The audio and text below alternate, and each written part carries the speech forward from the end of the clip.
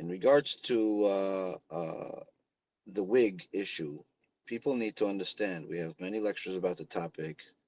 Uh, there's two major things that you have to understand. Number one is that the whole issue of wigs is not universally accepted, and was never universally accepted as wigs being allowed altogether. Even within Chabad, as I just showed in the poster, the Tzemach Tzedek Milovavitch, it's 120 years ago or so, I think, maybe. He himself says it's asul, that wigs were not allowed.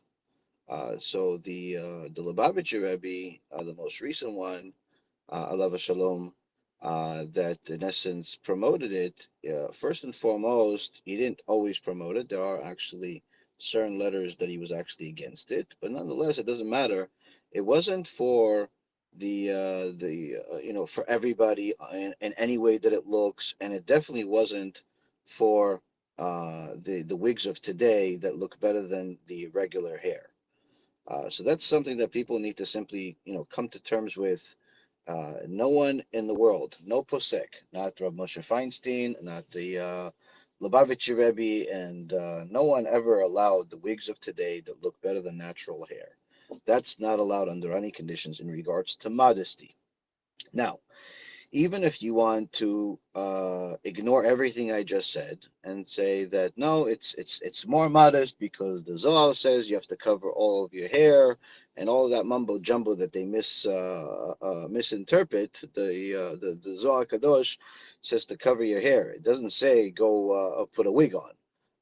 So it's and anyway, the Zohar is not psak la'alacha. You have to cover every single hair. There is a certain amount of hair that you're allowed to show. Three fingerfuls. That's halachically. That's what we paskin. We paskin by the Shulchan Aruch, not by the Zohar. But nonetheless, the Zohar doesn't say go wear a wig. So that's another thing that Chabad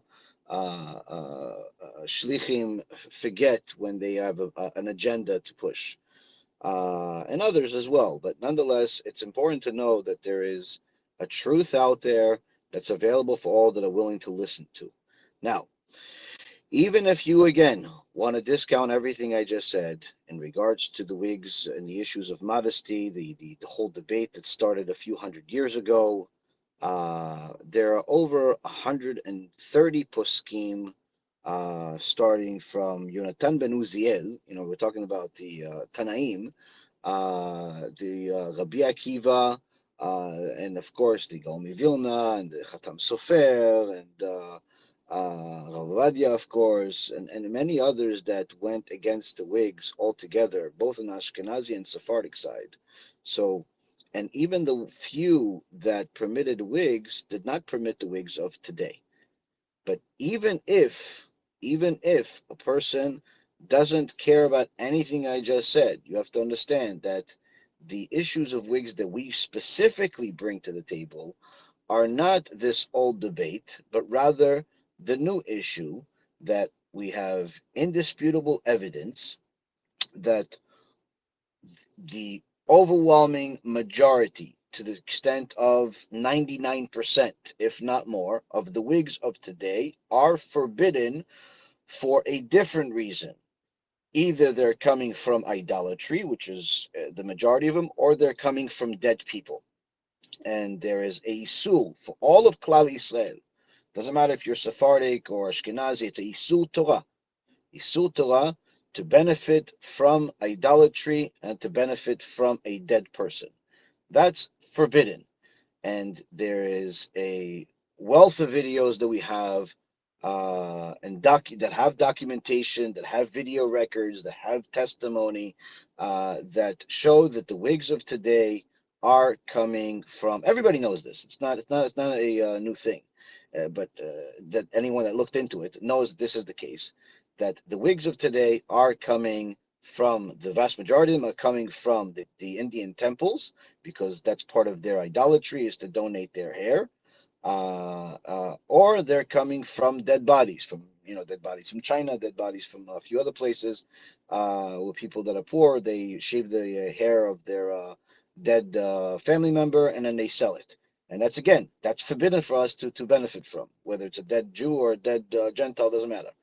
So the point is that when you have the vast majority of the wigs coming from these places, there's really no room for a leniency in such a case.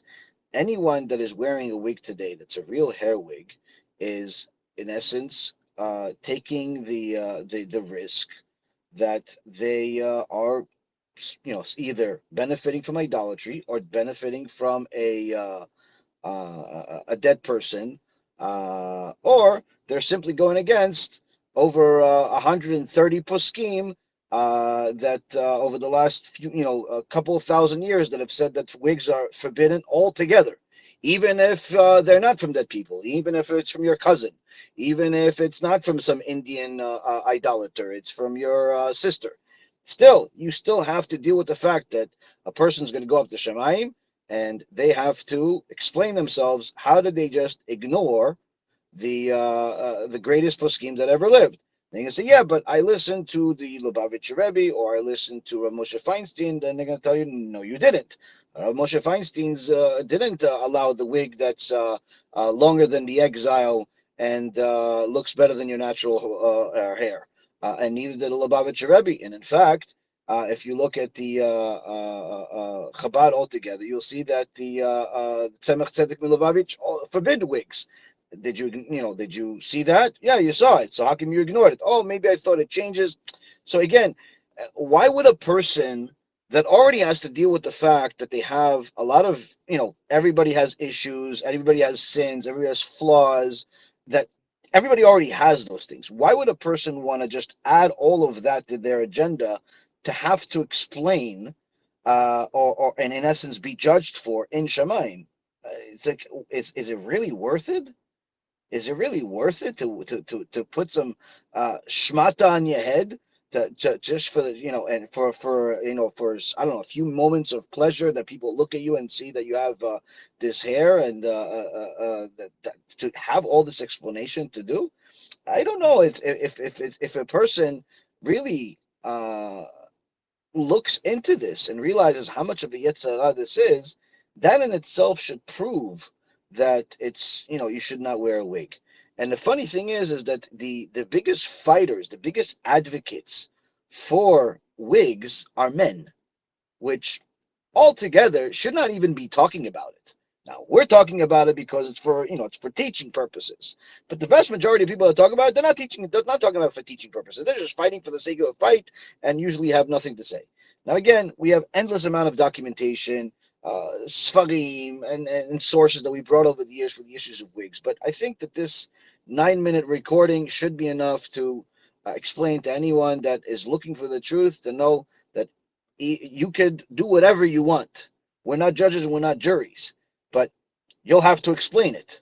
And do you feel confident that you can, in essence, rebuttal everything we just said? Are you 100% sure that the Rebbe that you're relying on permitted it? Are you 100% sure that all of those poskim are wrong? Are you 100% sure that your wig is not coming from a dead person or from idolatry? Are you 100% sure? And if you're not 100% sure with a piece of meat, and therefore you won't eat it because you're from Jew, it has to be kosher. If you're not 100% sure if it's if something is was washed the right way, and therefore you have to redo it or simply not eat it. If you're not 100% sure on a lot of things, you don't do them. But yet, when it comes to the biblical sins, deoraita, we just say, no, no, it's okay. It's going to be okay. Are you 100% sure you're making the right decision? Shabbat shalom.